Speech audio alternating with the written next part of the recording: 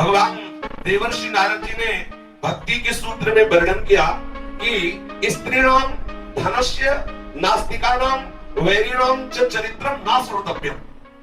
उन्होंने कहा कि स्त्री का, धन का, नास्तिक का और वैरी का ये चरित्र ही नहीं सुनना चाहिए।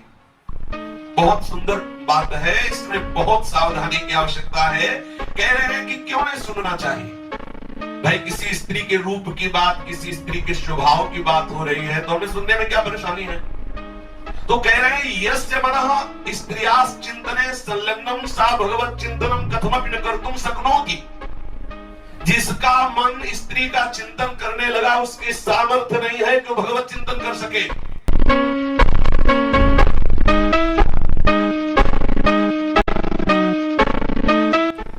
बहुत सावधान आचार्यों की वाणी है।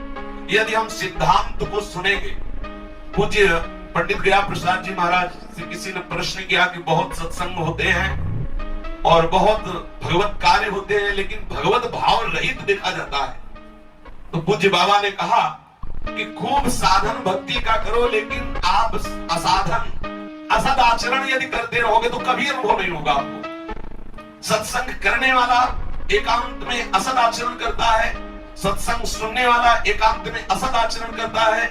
बाहरी साधन भक्ति का और आंतरिक एकांत में उसके असद आचरण बिल्कुल अनुभव नहीं होगा। सावधान रहे, व्यवहार में भले त्रुटि हो जाए लेकिन एकांत बहुत पवित्र होना चाहिए। साधक का एकांत पवित्र होना, और हम व्यवहार बहुत शुद्धि से करते हैं। व्यवहार में हर वो लक्षण दिखाएंगे जिससे सबको लगे कि हम त्यागी महात्मा है, लेकिन एकांत में हम विषय सेवन करते हैं, इसी से हमें भगवद आनंद का अनुभव नहीं होता। तो हम एकांत पवित्र कैसे करें? तो कह रहे हैं कि यस्य बड़ा स्त्रियास् चिंतने संलग्नम, जिसका मन स्त्री के चिंतन में संलग्न है, सा भगवत चिंतनम कथमपि न कर्तुम शक्नोति। वो किसी भी तरह से ऐसी सामर्थ्य नहीं प्राप्त कर सकता कि भगवत चिंतन कर सके, क्योंकि बहुत बड़ी महिमा है स्त्री शरीर की। जब भगवान ब्रह्मा जी ने मरीचादि महापुरुषों को, बड़े बड़े ऋषियों को प्रकट किया सृष्टि बढ़ाने के लिए, तो जो प्रकट हो वही कहे हम तो समाधि में बैठेंगे। सनक सनंदन सनातन सनत कुमार बोले पिताश्री आपकी आज्ञा पालन हमसे नहीं हो सकती, हम तो भजन ही करेंगे। भगवान का चिंतन करके प्रार्थना की कि सृष्टि तो बढ़ी नहीं रही। बोले हम एक बात बताते, वो कर लो, सृष्टि बड़े स्त्री की रचना कर लो, बस हो जाएगा। बड़े बड़े भजनानंदियों की भजनमयी वृत्ति को परिवर्तित करके सृष्टि के कार्य में संलग्न कर देना, ये स्वरूप की महिमा होगी, ये भगवान की ही रचना है। तो जिसका चित्त यस्य मना स्त्रियास् चिंतन संलग्नम सा भगवत चिंतनम कथमपि न कर्तुम शक्नोति। बहुत सावधान, जब हम स्त्री चर्चा करते हैं, स्त्री रूप के विषय में वार्ता करते हैं, स्त्री सुख के विषय में वार्ता करते हैं, वही स्त्री साधक पुरुष के संबंध में बिल्कुल ऐसा ही विचार करें तो हमारा चित्त चिंतन करने लगता है। अभी चर्चा हुई कि चित्त एक शुभ्र वस्त्र है, श्वेत वस्त्र है, जैसा हम चिंतन करते हैं वैसा रंग उसमें चढ़ जाता है। यदि हम आंखों से स्त्री के स्वरूप को एकाग्रता से देखेंगे, श्रवणेंद्रिय से स्त्री सुख संबंधी वार्ता सुनेंगे, भोग विलास संबंधी बातें मनन करने लगेंगे, तो निश्चित हम भ्रष्ट हो जाएंगे, भगवत चिंतन बनेगा ही नहीं।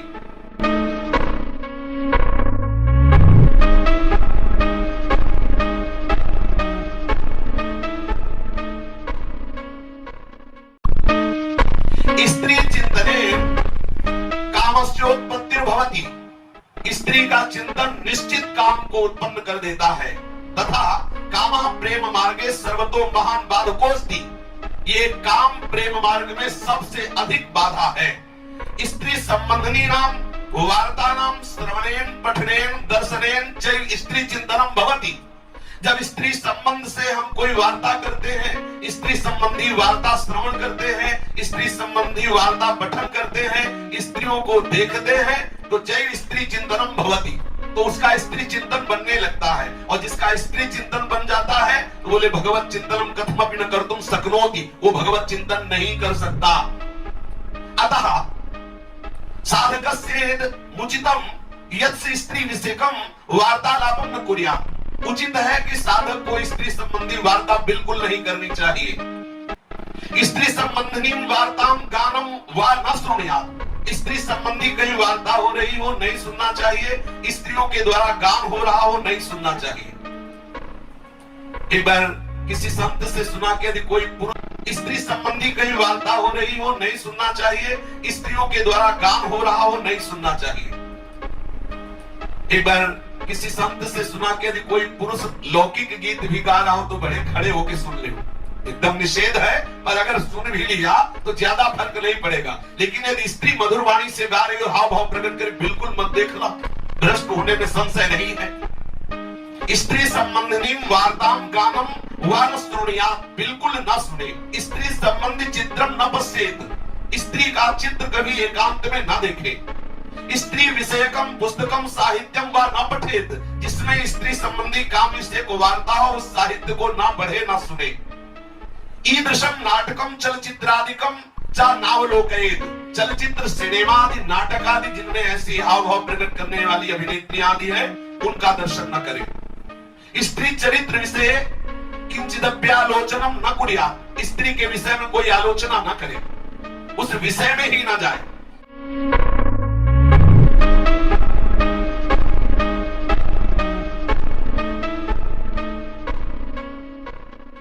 स्त्रीणाम संबंधे निबंधादि न लिखे, स्त्री के संबंध में कोई निबंधादि न लिखे। स्त्रीणाम मध्य न तिष्ठेत, स्त्रियों के बीच में न बैठे।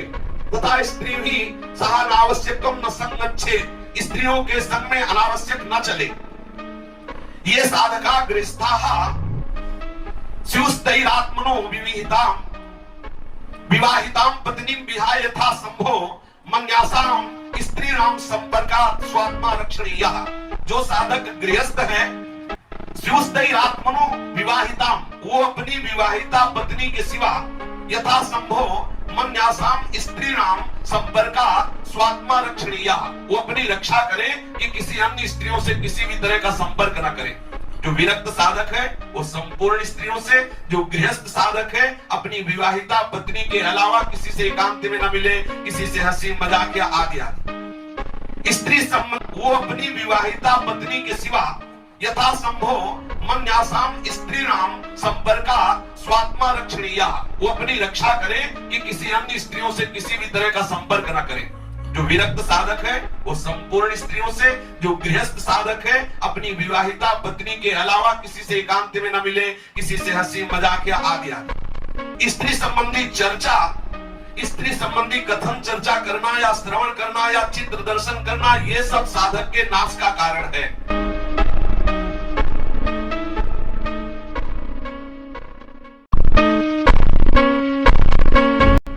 तथास्य भवेन्मोहो बंधश्चान्य प्रसंगतः, योषित संगात् यथा पुंसो यथा तत्संगी संगतः। स्त्रीणां तथा स्त्री संगीनां संगान मनुष्यस्य यथा मोहो बंधनं च प्राप्ते भवतस्तथा नान्येषां केषामपि संगात्। कह रहे हैं कि स्त्रियों के संग से और स्त्री संगी कामी पुरुषों के संग से जैसा मोह होता है, जैसा बंधन होता है, जैसा अंतःकरण पवित्र होता है, ऐसा किसी के संग से नहीं होता। ये बहुत सावधानी की बात है। स्त्री आसक्तानां पुरुषाणां संगतिर नरक द्वार दया प्रतिपादिता। जो स्त्री या स्त्री आसक्त पुरुष का संग करेगा और निश्चित नरक जाएगा, क्योंकि सीधा ही नरक का द्वार है। यथा पुरुषे स्त्रीणां संगः त्याज्य एवमेव स्त्रीभिरपि पुरुषाणां संगः सर्वथा त्याज्यः। जैसे